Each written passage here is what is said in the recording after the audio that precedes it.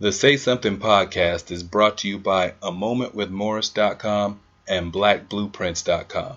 That's blackblueprints with a Z.com. I am Jermaine Morris here with the one and only Mr. Barry Accius. Peace and blessings, family. We are bringing you the Say Something podcast. Say something. That's right, where we get together and talk about everything in the traffic, in the life, in the world, in the universe, and especially in these streets. In these streets. Shoot in these streets. Smooth beat dropping 2018. Man, we coming with the fire for all my fans that want to hear the LP. That's it. Bringing you episode number 38. Going hard in the paint with 38. You ain't got one for 38, I do. Man. And I got one special for 38. There's a special meaning to this point. Hitting you with that Max Strong. Wow. Yeah. Now, if Max Strong was the man at fullback, yes, he was for the Seattle Seahawks. Mm-hmm. He sure and was. A lot of people don't know who Max Strong is, but they remember Sean Alexander when he set the season record for most touchdowns. Max Strong was doing a lot of blocking back then. And when Max Strong retired because he kept having neck issues, the very next season after he retired, Sean Alexander didn't do nothing. Yeah. He got hurt that next season, then ended up in Washington before the season's career was over. Yeah, so Max Strong was an unsung hero. Yeah, he got that MVP and everything. Yeah, so it's a little moment for Max Strong. I don't know where he at right now, but probably waiting for his check for the NFL for all them concussions. Yeah, he was a smart one. He got out the game while he was like, ain't worth it. No doubt. Speaking of which, the NFL season went back. Yeah. All them boycotters out there. I put out a YouTube. I don't know if you checked it out yet. That was boycott or build, and because a lot of folks was asking me, be what you think, and I was going through it. The funny thing about it, I injured my leg. Right, I figured out that I can no longer be Carl Lewis. Okay. I'm playing with them kids. Bruh. I screwed myself, played myself. So I pulled my hamstring, so I was out for the count for the weekend. But the funny thing about it was I sat home all day. I relaxed. Sunday I was like, I'm not doing nothing. My legs all bent out of shape. It's crazy. I'm a ice up. Ben gave me out. I felt like a real old guy. But I said, I'm going to watch Walking Dead. It was a Walking Dead marathon. Oh, yeah, because they're getting ready to come back next month. Yeah, it's going to come back next month. And I just watched. I got caught up, and I didn't worry and wasn't bothered by the football. But it wasn't because of me boycotting. I'm not enthused. We talked about it before. I'm not enthused about it. But again, I will reiterate, as I said on my boycott or build, what are we gaining and what are we building from a boycott? Like, what is the end result? That's all I have to say. Because yes, strategically, I see that there could be some benefits, right? Yeah. But reality is this: we really dropped the ball back when Donald Sterling did his thing. Yeah. And the NBA players had a great opportunity. The best opportunity I think that we've ever had in the longest time of opportunities.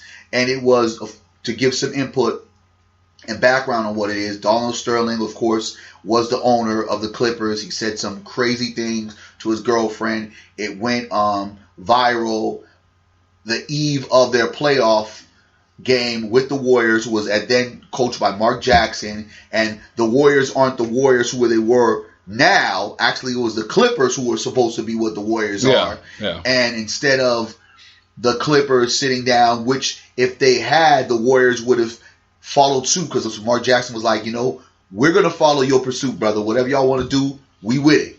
They decided to get their practice jerseys or whatever, their warm-ups, and turn them inside out or whatever craziness. But at the end of the day, the remarks that Donald Sterling made were remarks to where if you went to your job and your boss said that, you would have not been fired, fined, or suspended for walking out. My particular case on what follows after that is every time we have the opportunity to really make a stand we don't do it. So unfortunately with Colin Kaepernick, it's kind of the aftermath of things that we didn't do, taking precautions to now what is this boycotting thing. Yeah. You can do what you want to do. I understand it, but I'm not going to go be a vigilante to those who decide to watch football, because to be honest with you, it is what it is until we build our own infrastructures, until those folks who are saying they're boycotting are actually building or doing things that are proactive to help build up our community, to help make sure that these things don't continue to happen. I just look at it as kind of it's a nice gesture. Yeah, it's an ends to no means, because reality is folks are still addicted to this sport, addicted to white supremacy. Yeah, we had a lot of folks I know who were talking about boycott and stuff, and I said I'm not watching this season. We talked about that before, and I'm not one of those. I'm not watching till Kaepernick gets a job. Yeah. I'm one of those, because of all the incidents going on around the NFL. I was over the NFL before game one. Yeah. Like, just, I mean, a bunch of just the way that so much has been the Ezekiel Elliott stuff, the Kaepernick stuff. Just, I'm the dudes they're dusting off to come out and speak for them. I'm just cool on the season. Yeah. So I didn't watch any football this weekend, and really I rested because I was a little active on Saturday. So Sunday was my. Hopefully you wasn't as active as me. Nah, well, Friday. Bike ride. Well, see, I already got a bad leg, Okay. So I have to do some work. So I was doing some bike road work stuff to help get the knee strong and all that stuff. So Sunday was a chill day for me. I didn't have anything nowhere to be Sunday, so I beat on my couch and I took a lot of naps, and I didn't watch any football, and I didn't miss anything. Now they said ratings wise that there was a dip, but then a lot of that. How much was the dip? It was. Across the board, I mean, it was in the millions, but the issue is that it also coincided with Hurricane Irma. Yeah. So they said that there was a dip in ratings for football, but the Weather Channel went from like 350,000 viewers to 3 million viewers of people checking on, on their families and stuff. So you can make the argument that maybe there was a dent in viewership, but because of everything else going on in the world, people kind of had, if your family lived in the Florida region, that took precedent. Or even Houston. Yeah. So, I mean, you're still backlashing off of Houston. And then, with Irma coming through and they weren't sure how far it was going to hit and through all the islands and stuff, a lot of people had a lot of other focuses. So for football. So who knows what the actual repercussions of that boycott will be viewership-wise. And again, let me reiterate, going back to the point of boycotting. I say this before, and I will say this again. You think that the fair weather fan, the loyalists, the people that are very in tune, are diehard NFLers, you honestly believe that we're going to really make that wedge? I understand that there's some points of how it will kind of maybe make the NFL owners or the NFL overall look at how they're handling things, but the real impact comes from the players. If the players don't sit there and do the boycotting, if the players don't show up to the games, if the players say, I just ain't playing until Kaepernick comes back, really what we do is just kind of say, yeah, we're shutting off our TV. They're going to find a few other fans somewhere. So I really believe players have to stand up on that part. Yes and no. So I think the only difference, if you're going to say I'm boycotting the NFL, so I'm not going to watch the game, you have to go big picture. So you have to say, who are all the advertised and paid sponsors during an NFL game? So you find out there's maybe Budweiser, maybe there's Target, maybe there's whatever. Everybody who's a paid advertiser for the NFL is who you need to boycott. Well, then that means some people ain't going to be driving their cars. That means some people ain't going to be drinking their favorite drink. Which is what I'm saying. So for the big picture, if you're saying I'm not going to watch this game, okay, so the Nielsen ratings go down a little bit. Maybe they take a small dip. That doesn't change the grand scheme of things. So if you're saying I'm not messing with this program, and because of this program and everybody who supports this program, I'm not supporting anything touching this program, That's when you see, that's an actual boycott. That's when you actually see dollars shifting and policy changes. Just refusing to turn off your TV, because most people don't even know how Nielsen ratings work. They don't count every TV. No. It's so each TV of those Nielsen boxes that they check represent a certain number of TV. So you watching or not watching may be irrelevant. Yeah, it's like the consensus. Yeah, so you choose to turn your TV off or on may actually have no bearing whatsoever. But if you're saying, I'm not messing with Toyota, I'm not messing with Pepsi, I'm not messing with Target, I'm not messing with Bud Light, I'm not messing with everybody who runs an ad during the football game, that's it. On that level, with enough people behind it, you start seeing shifts and change that way. I agree with that, but I still will say it's on the players. Yeah, I'm saying for what people can do. Yeah. So of course that's why I said those aren't separate arguments. It's like in conjunction with. Yeah, I know, So, but I think that. well, I mean for the people. So yeah, for the people, but but again, for the people, that's when I go to boycott or build.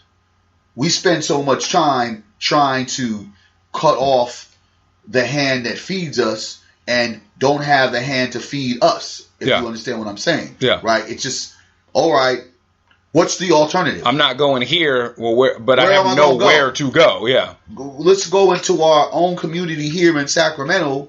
I'm hungry as shit right now, bro. I want to have a black-owned restaurant open around 12 o'clock just to go and maybe get a late-night snack. Can we go there? Nope. No, but we can for sure Find some Mexican spots. Mexican spots. We can find out some Asian spots, and I'm sure that there's an Indian spot somewhere around here that's open. To me, the point of what we always focus is on, all right, it's almost like the girlfriend that's mad at you. You know what I mean? Okay, you know, she's tripped out again, and you know, we're going to try to, you know, bring her flowers, and, you know, we're going to try to do all these small different things to hopefully make sure that she's not upset, right? Yeah. But it never changes. She's still going to be upset for whatever reason, right? Yeah, bringing her flowers, but if you don't stop lying to her, if you don't fix the problem. Let's fix the issue, right? Yeah, bringing her flowers, why she'll are be we like, constantly okay. getting her upset, right? Yeah. So what we have to do is focus on understanding they do not give two damns, because the Colin Kaepernick thing did one thing for us. If it didn't do anything else, it let us know that, Negro, guess what? You are an athlete, and that's all you are, and that's all you ever will be. If you decide that you want to step outside of that, we'll let you be a rapist. We'll let you have a DUI. We'll let you abuse your spouse. Kill somebody. We'll let you do all that. Yeah.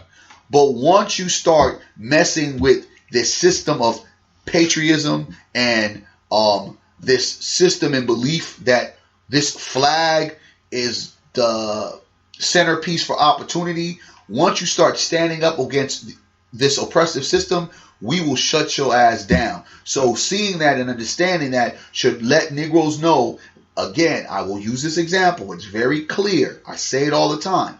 If you are in a household, man, woman, boyfriend, girlfriend, husband, and wife, do you want to have one car or do you want to have two cars? Yeah, two. Why would you want to have two cars? Options. What besides options? Well, I'm saying besides options, what else? It's for accessibility, availability. You each can have a car if you need it. Like if one get mad, you can still drive yours. All those things, like just all of those things, right? You do not want to put yourself in a position to where you are in dire straits and need to where you have to beg that person, like, can I, use your car? Or, you know, it's... Or even if it's I got your own shit. Yeah, like, even if it's... Just in case. So I feel like what we get stuck in this position, this inferior position, I feel, a lot of us, Black America, I will say, that we have no options. We have to take every time a bank does something wrong, every time a store does something wrong, every time a sport or those people in the sport, every time an elected politician does something wrong, we have to take it because we have no ends to a means because we don't have our own shit. Which is why I wanted to preface this show giving shout out to Max Strong. So why this ties in. So Max Strong was the dude, played the fullback position. Fullback is the dude, when the quarterback hikes the ball, he the one that hits the line first. He's the one that absorbs the defensive tackle. He's the one that linebacker who shoots the gap slams right into. That's that line of defense for the dude that's coming behind him. Colin Kaepernick, though he's a quarterback for a professional quarterback, he's playing fullback when it comes to the struggle. Like, he's the one that jumped out there saying, I'm willing to take the hit. I'm the one that's willing to fly out there and make first contact. And I'm the one that's going to get the brunt of this, though Sean Alexander's going to get the glory. The dude who comes back is the guy who's going to get the MVP and the guy who's going to get all the accolades and the cheers. I'm going to be the one that jumps out and takes this hit. Because there's not enough of us, too many trying to be Sean, not enough trying to be Mac. Yes, sir. So one in particular story that's come out this week about somebody getting in touch with they inner Mac is ESPN journalist Jemele Hill. So that just shows you how far of not being in a sports radar I am. Let's hear this story. Okay, so Jemele does she's now doing Sports Center with the other brother Michael. Yeah, and so both from his and hers. Yes. So she just recently came out where she was addressing number 45, Donnie J. Trump, aka Dope 45. So she gave a tweet, and I want to make sure I don't misquote her, because this has been the jump off to a lot of backlash about somebody standing up about how things are now. So this is Jemele Hill. Her tweet was, Trump is the most ignorant, offensive president of my lifetime. His rise is a direct result of white supremacy, period. Mm-hmm. So that right there was her statement. I've yet to find the person who can find the faults in her statement, like where the lie is at. But now she getting her Max Strong on. She coming to fullback. She coming out the back taking the hit. There is a storm of folks who are saying that she needs to be fired, about saying that ESPN needs to drop the hammer on her. They're getting ready to wage protests, and there are a lot of white Americans who are looking to boycott the network because they don't like the fact that for what she said. So let me get this straight. So they're ready to boycott the network, yet and still the network about a month ago had a slave auction. Mm-hmm. Same network had a slave auction, and they just issued an apology, and life goes on. Yes. And so ESPN's standpoint was we don't condone the viewpoints of Jemele Hill. And they've yet to decide how far they're going to go, if at all, punishment-wise. But this is somebody who's come out, who was sitting there saying, because like I said, she's saying that he's the most ignorant. Now, the ignorant part, you can go back and forth. You can make a somewhat argument on the ignorant part. George Bush Jr. is definitely. Yeah, I mean, you can be, but the very close first or second. But the part that was really stuck, the offensive part was still kind of like, okay, I can see it. But his rise as a direct result of white supremacy is the line that got people in their feelings. And so what people have now been starting, Colin Kaepernick came out, he addressed it. He said, I stand with Jemele Hill. You're starting to find athletes and other commentators, Kerry Champion, a bunch of other ESPN, other journalists who are starting to stand by, they're standing by their girl. As they should. What I would like to see, though, is how many of these high-profile dudes, how many of these active guys? I'm saying I'd like to see it. I'd like to see where are we at, because we've become now a culture of folks who ain't nobody trying to be Mac. Ain't nobody trying to hit that line. Ain't nobody trying to be the one that comes out and says something inflammatory, or even by sheer virtue, stand up for your girl. Jemele Hill's got a strong record of standing on, being on the right side of history. I stand with her on that comment. Yeah. So where are we at, and where are the folks at who should be saying something in her defense? I don't. You say where are we at, and I laugh at as that. A culture. Like, now, where are we at as a culture is exactly, I think, where we started off the show. We are on the side of daddy daycare. We're on the side of white supremacy, because at the end of the day, they are the system that enables us to live They are the system that feeds. They are the system that generates the monies for us to be able to have some of these lavish lifestyles, because we've decided to take all our talents, all our culture, and everything we have to integrate, to feel that we were going to get something from that integration where it created a greater separation. As I stated before, you had a racist owner that, one, a lot of the Clippers knew was racist, but finally was exposed, and all these Negroes had to do, I've said it time and time again, all these Negroes had to do, and nobody would have really been too offended. Of course, there would have been some backlash, but you would have understood, because that's like you going to your job and your boss calling you the N-word like several different times and you just stay, right? Yeah.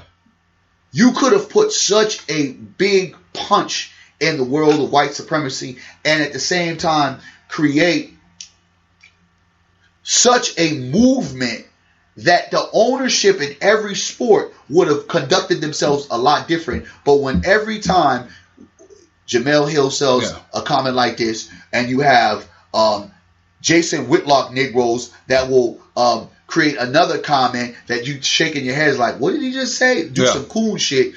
Every time we have the timing of like, all right, how are we going to stand? We always stand to the left, and we're not prepared. So you say you want to see where we're at. We are right exactly where they want us to be at, because Negroes are paid too much of a top dollar to sit there and move forward and say, I'm going to stand with my people. And the funny thing about it, whether it's wrong or right, and when you hear statements like that and people are throwing back an argument from what Jamil Hill said about Donald Trump, is she lying? That's what I'm saying. Is she telling the truth? So who's mad about that? Well, I mean, what's the last thing that this Donald Trump guy just did with the immigrants? 800,000 immigrants could be gone. At least, those are the children. So the reason why I prefaced it with that is like, well, where are we as a culture? Because that's when we're starting to address $1 million athletes. We're kissing ass. So we're talking about standing in line. So we're going to talk about a group where the money's not a factor. That's why I was asking. So if we're looking at where we are as a culture, these are $1 million athletes who were sitting there saying, I'm not rocking the boat or affecting my check or getting out of the good graces of those who sign my checks.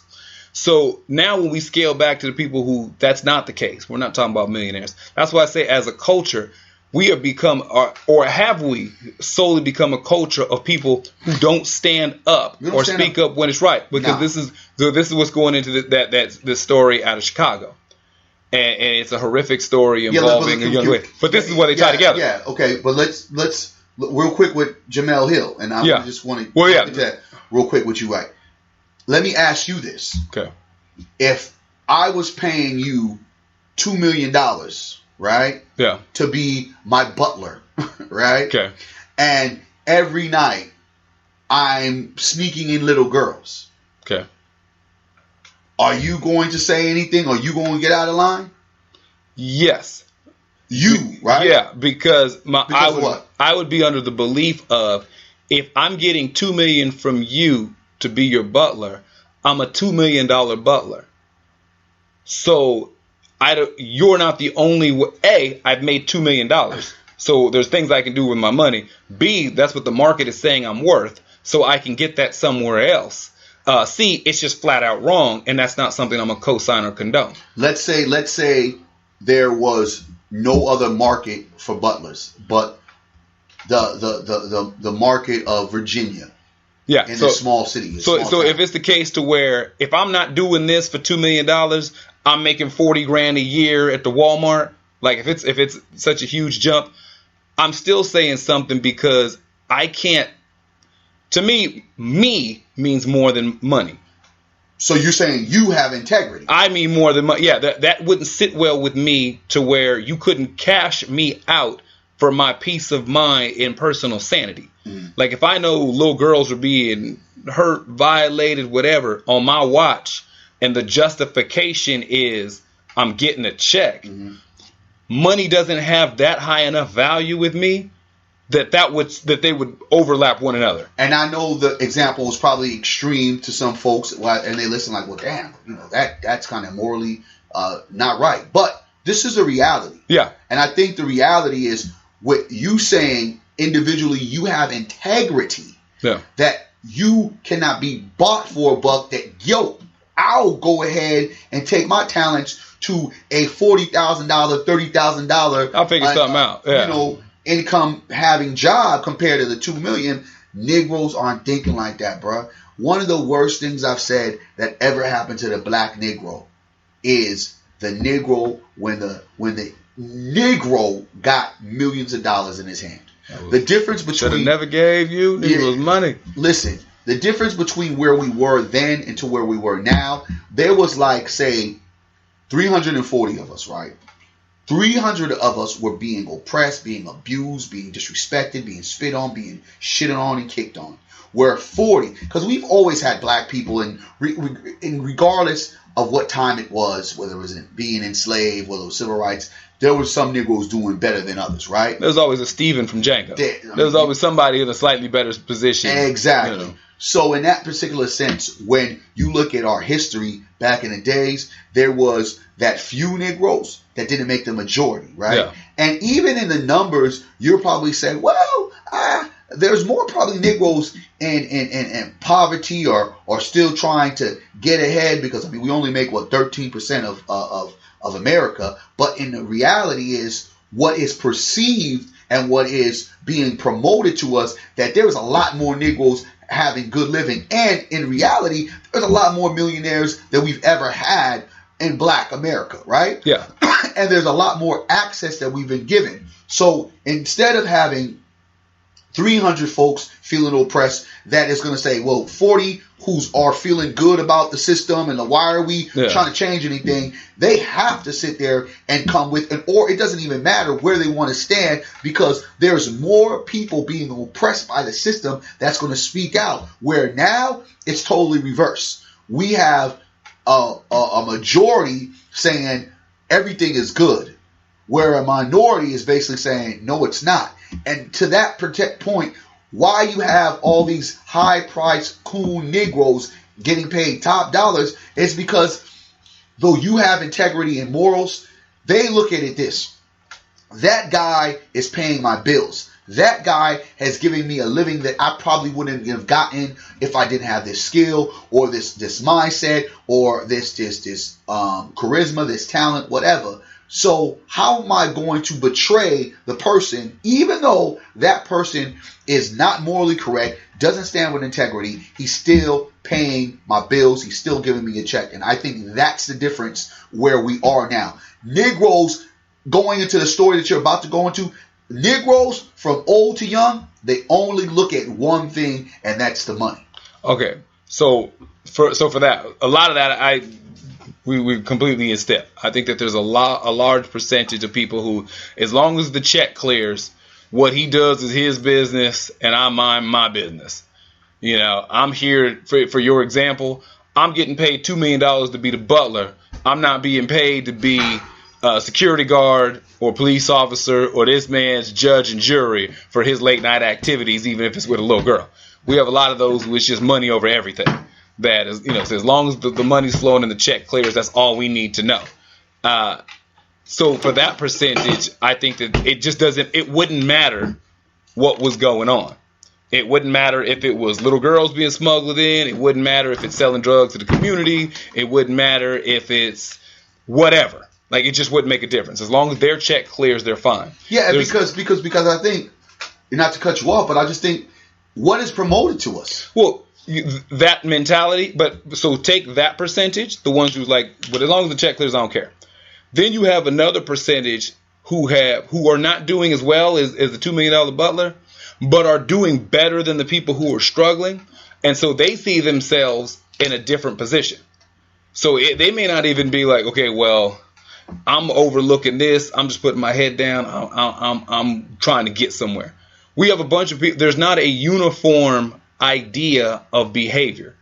There's not a uniform code or set of rules that supersedes money. Code? You know what I'm saying? There's Negroes got a code? Used to. Used to. No, that's real. It used to be. There used to be ways that you operated and maneuvered that had nothing to do with your tax bracket. You know, how you conducted yourself in the streets, how you conducted yourself with other men, how you conducted yourself with women, what was allotted when it came to children. Like there was some codes that was just universal. Everything goes to the Negro of today. Well, so this is why I was saying that connected to the story I was going into. So the story that comes out of Chicago, which is a heartbreaking story about a young sister out there. And if you heartbreaking, but so similar in so many different states now. Yes, but so some of the details is what I was alluding to. So there's a 19-year-old out of Chicago, Kanika Jenkins, aka Kanika Martin. Her mama's last name is Martin, and that's the name that some people knew her by. And so an issue to where her body was found in a Chicago hotel freezer. So September 9th, around 11:30 at night, she left with some friends for a little kickback. One of for quote unquote homies has a job at a hotel that's in that nearby area, and they were just gonna get a room and have a party in the room.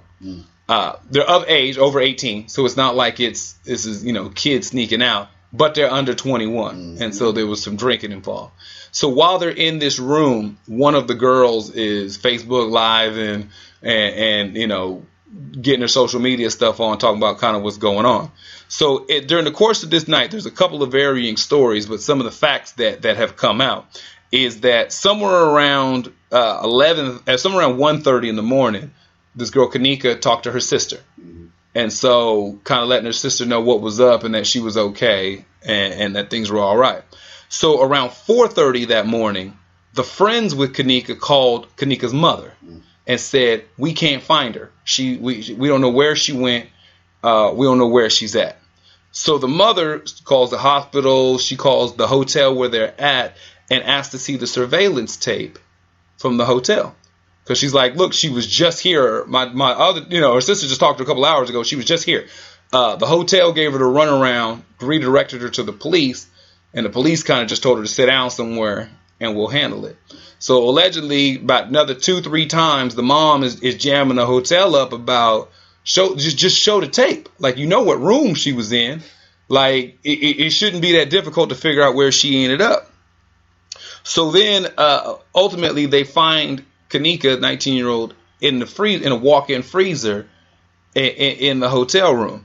Now, the police story is that she got drunk and stumbled through the lobby to the freezer section, fell in or walked into the freezer, fell asleep, and she died in her sleep in this freezer walk-in. Now, there's a bunch of other stories coming out of peers of these girls that were involved. And so one of the stories going on allegedly now is that this was a setup, that the girls that she was in the room with weren't really her friends, and that they would set her up over $200. And that there was some dudes in the room. They were saying over the Facebook Live message that every time Kanika tried to speak or say something that sounded muffled, you hear the music turn up, kind of to drown out her voice. As one of these girls was giving her Facebook Live, her getting her Jamil Hill on, sitting there kind of commentating about the issue. And why I say that these things go together is because folks know something. And if it wasn't the setup that some of these peers of these girls are alluding to, like if that just wasn't the case, one of the girls in the room, like I said, works at the hotel. Somebody knows something that happened to this girl. They're going over, they're trying to find footage now. They said that there's some stories about one set of footage that they found that there's a time lapse where you could tell that the security footage had been edited. One of the girls working at the hotel, that wouldn't be so far-fetched that it happened. More information is going to come out of this over the week. But how we've gotten to such a point in our culture is that this is a room that had multiple, male and female, that this had, these girls, peers and folks going on. We've got to the point to where do we say something about anything? Do we give passes to everything? Do we sit there, what I'm saying? Like when it comes to horrific incidences that happen, well, we're not talking about high profile ball players. We're not talking about, $90 million man and all that sort of stuff. Just on the day-to-day level, when we know the woman in the next apartment is getting beat, when we know little Tommy's coming home to Uncle Otis, who, come sit next to me. We know, they slanging rocks out the house. These are things that it's not maybe. It's not. Are we so detached from us as a people? Are we so detached from us culturally that we just let everything go? Having, a daughter and then having other, daughters that I was gracefully given, just by the work that I've done and become, my children, that I've definitely, I take care of them as they're my own. I hear this story, and some part of me is so frustrated, but then another part of me is just like, this is where we're at now. We are really at some of the lowest parts of a culture of how we deal with each other. And maybe this isn't anything new. Maybe this is a surprise because of the social media impact that we're just now coming to find out a lot of these stories. Because I just don't see where some of these stories that we've been hearing, throughout the last few years, you always like, the black people didn't do that. Yeah. Then you come to find out, like, yeah, they do. Yeah, we do. Yeah, we do, right? And the need for our young people, especially, to feel validated, or the need for our young people just to feel as if they're important, the need for our young people to get money creates these kind of acts to where before you would hear these things and it would be stories that would shock you because they were so rare, to now these stories are like, wow, that happened over here because it happened over here. It becomes stories that are becoming so normalized that you get so desensitized by these things because you've heard them so many different times. So one thing, when I heard about this story, I said, where the fuck are the parents at, man? And not the parents of this young girl, but the parents of these young men. Like, who are raising our young men, first of all? Yeah. Like, let's get to that part. Then it's like, what are we training our young girls to be? What is going on in the black household? Whatever household or families that we have, what's actually happening there? Have we got to the point to where we feel that our kids reach a certain age, we don't tell them nothing because they don't mind nothing, and we just expect a little phone to kind of do all the work? Or do we expect them to get all of life skills, all of life information from a school or somebody else? What is really moving and who is really in control of our youth today? That's the question I bring up. Well, I think part of that is that we have a generation of parenting that once you're 15-year-old... You call this parenting? Well, no, it to a form, maybe not effective or good parenting, but once the kids are getting... They may be mouthy at 10, but you can still physically assert dominance over them. I don't know. No, but I don't understand no mouthy kid at 10. No. But I'm saying, I get it. So following that, if the kid is 9, 10, 11, talking back, talking slick, cursing at you, throwing tantrums, whatever, you can still, worst case scenario, smack the shit out of them. Like that. This is that line of parenting when you're on that level. Once your kid starts getting 14, 15, 16, in most cases, you pretty eye to eye. And so even though if your child is 16 and you're 36 and you've got to work or you've got things going on, at some point and I hear these stories from some of them, the parents shift into not, I've got 2 years to right these wrongs and 2 years to straighten this kid out before life introduces them what it's really about. They see is, I got 2 years to be done with them.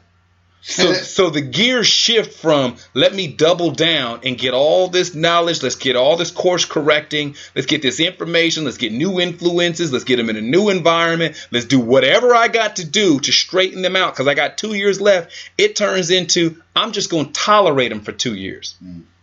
And then when they turn 18, they're no longer my problem. And then the world's going to show them what it is. You didn't want to listen to me. You didn't want to follow my rules. All right, go out there and see what it's really like. And these kids go out there with no guidance over the last couple of years. They just physically lived there. That's physically where their clothes was at.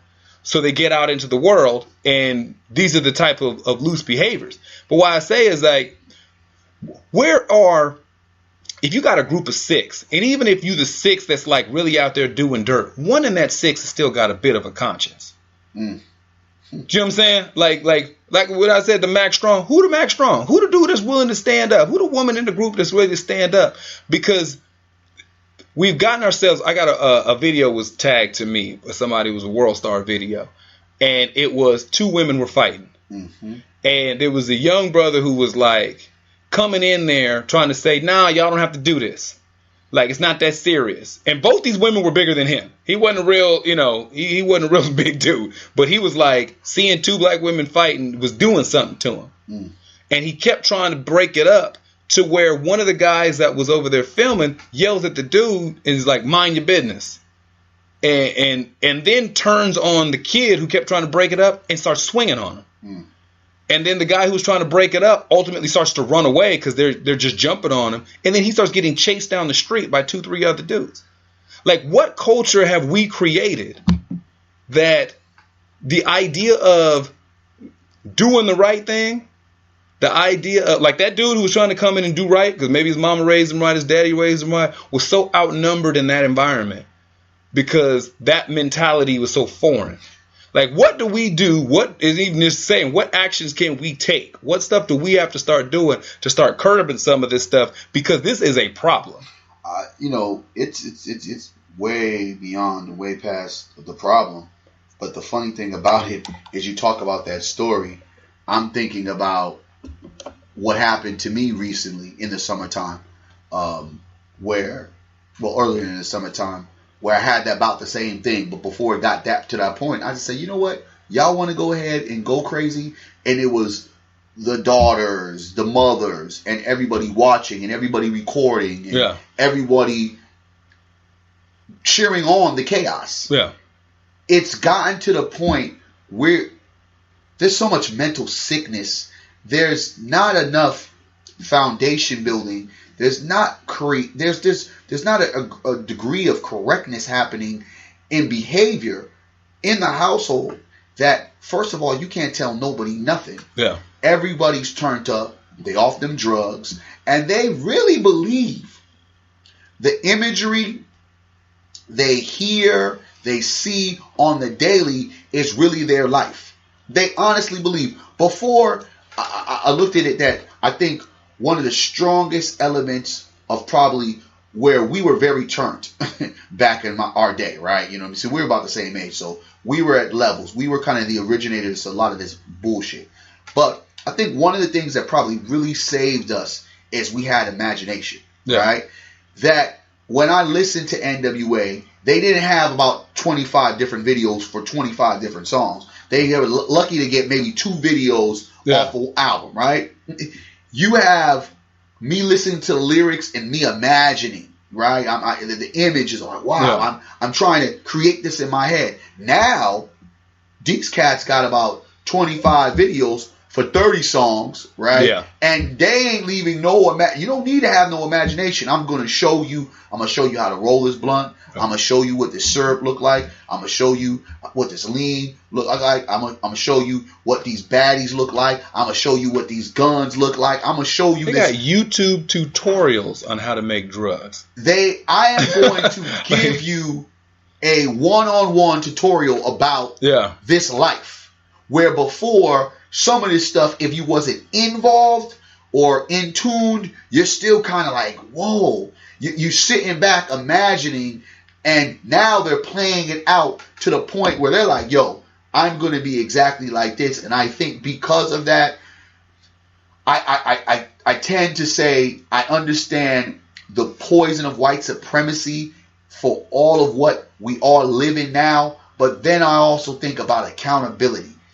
Back in the day, I looked at what I did to where I am right now, and I know I really screwed up on some of the things that I lived in my life. But now I think that no one is going to even have that opportunity to change, because some of these individuals are making at 12, at 18, life-altering decisions that will probably never. Those young people in Chicago, all of them are going to be an accessory to something. Everyone's getting even if it's not legal repercussions, there's going to be some psychological, because there's even rumors about there may be sexual assault that happened in that room with all those people in it.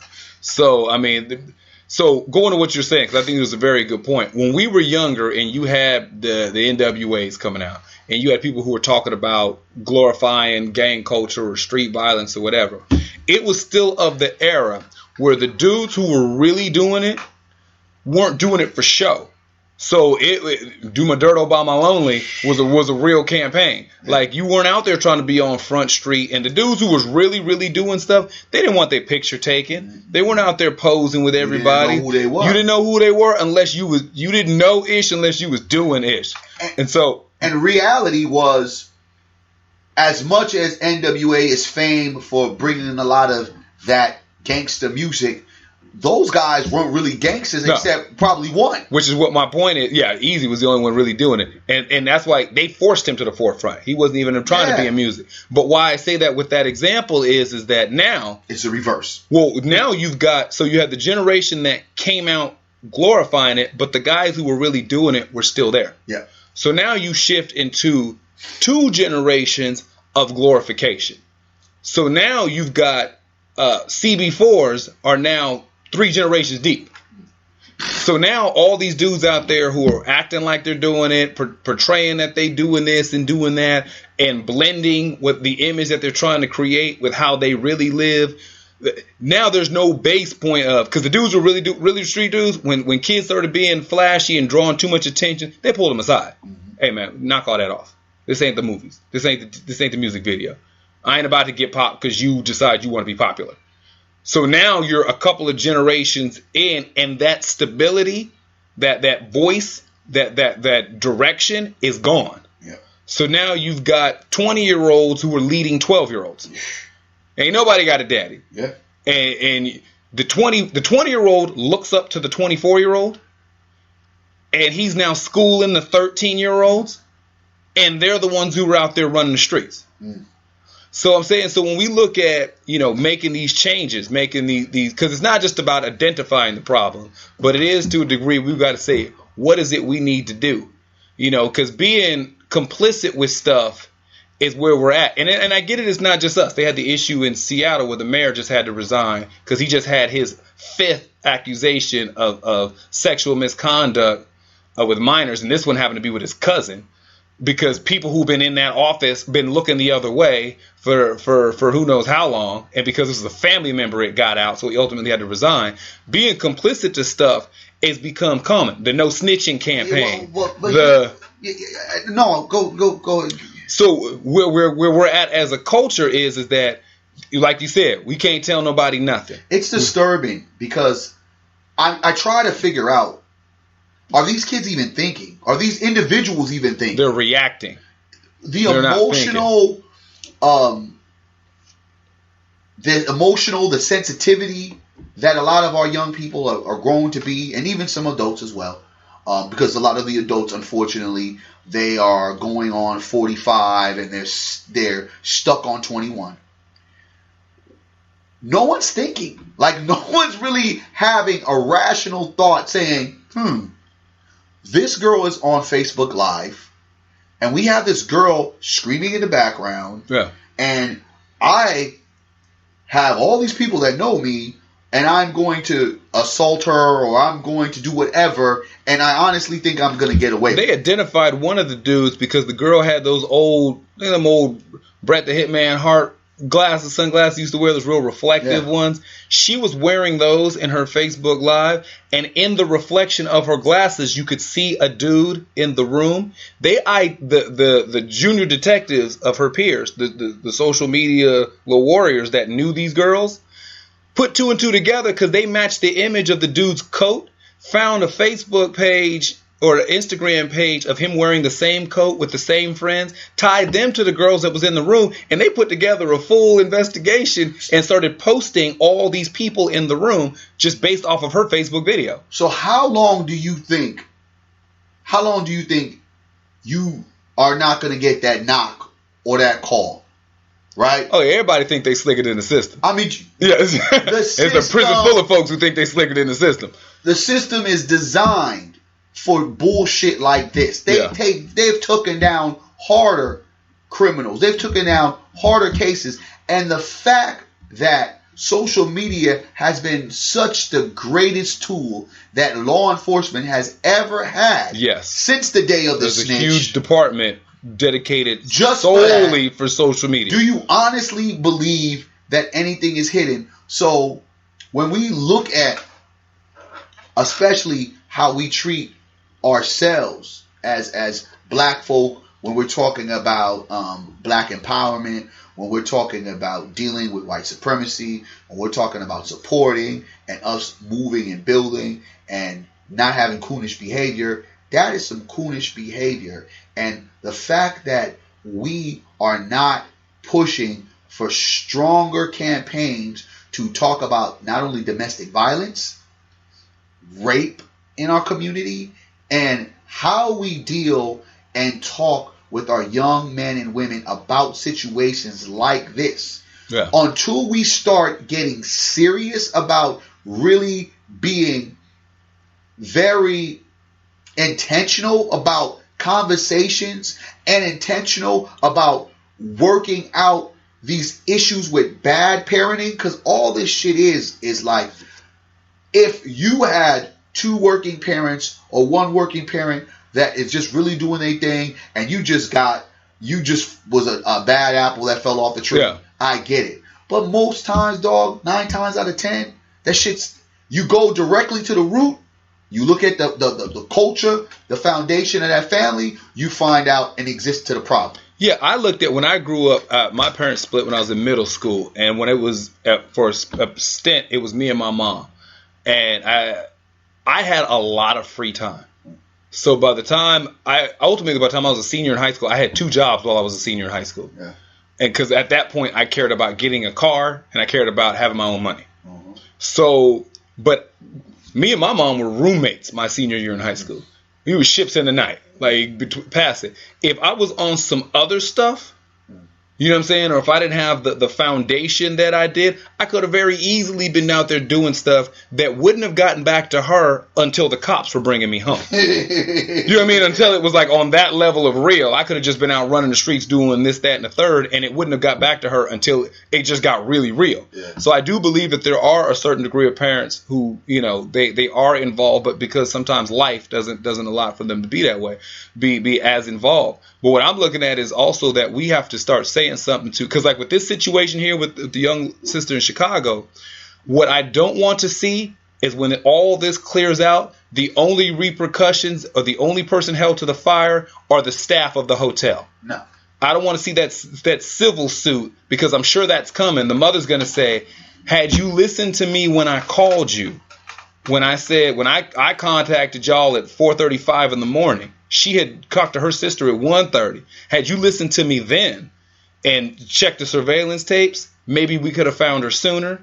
So I want to hold the hotel accountable, and that's the only group that we come after, because there's going to be some money involved and somebody got to pay. Yeah. But there's no community involved. Everybody in that room should look like when they was looking for Frankenstein's monster with a bunch of torches and pitchforks going through the town looking to get him. That should be that degree of energy going for everybody who was involved in that situation. If that's your next door neighbor, if that's the girl you went to school with, if one of the dudes and there's the guy that lives down the street, he should not be on George Zimmerman comfort level to sit there and go back to the crib and chill because there's no social backlash because we don't care like that.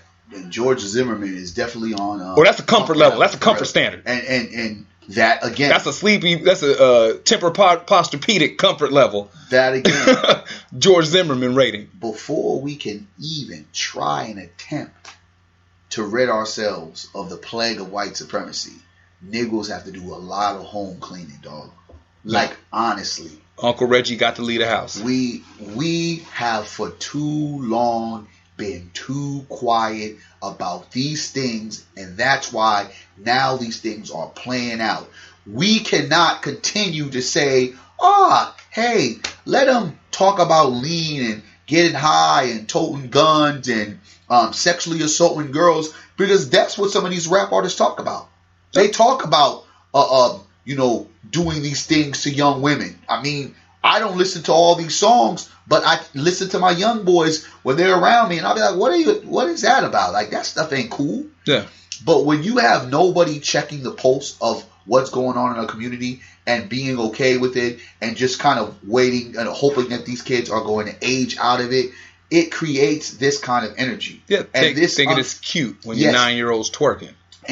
Dog. Thinking it's cute when your 6-year-old son's cursing somebody out. Thinking it's cute when you can blow smoke in your 5-year-old's face and he's coughing and choking. Thinking it's cute when you give your 10-year-old a sip of something and watching him stumble around the room. A queen told me that she had her daughter was hanging out with her sister's child, and something happened to where her daughter got punched in the nose or something like that. And instead of her sister really just, which is the auntie of the girl, getting on the child for doing it, she basically said, don't do that because your cousin ain't about that life. This is what we're dealing with. We're dealing with a culture that really believes that this imagery, this hardcore, this lifestyle, like, we are almost more excited about struggle than we are about success. Yeah. We are more excited about, oh man, I'm hood living instead of good living. We have been entertaining the fuckery for so long that it's become normalized in our mindset that we believe, hoes are better than actual women queens. Like, I'll choose the hoe instead of choosing the queen every day of the week. The queen every day of the week who has a good job, who doesn't, you know what I'm saying? Yeah.